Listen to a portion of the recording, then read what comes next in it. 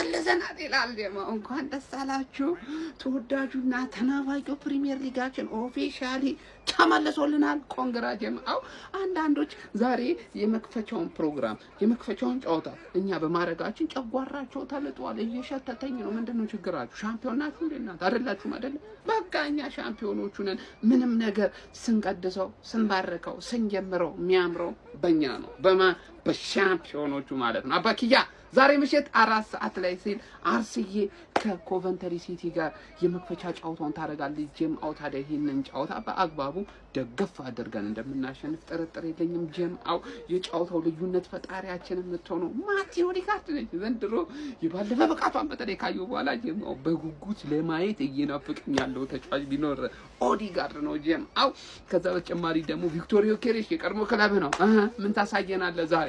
ጎል አላገባም ብለን እንዳትደረደር አባኪያ። ጎልህን ካሁኑ ነው ማስቆጠር መጀመሪያ ያለበት ጀማው። ለማንኛውም ጀምአው ዛሬ ስንት እናሸንፋለን? ሀሳብ አስተያየታችሁን እስቲ አስቀምጡልኝ ኮሜንት ሴክሽን ላይ። ለጀማው ደግሞ ሼር አድርጉት በደንብ። ፕሪሚየር ሊጋችን ተመልሷል። ከዚህ በኋላ የደስታ የፌሽታ ጊዜ ነው በሉልኝ ጀማው። ይመቻችሁ።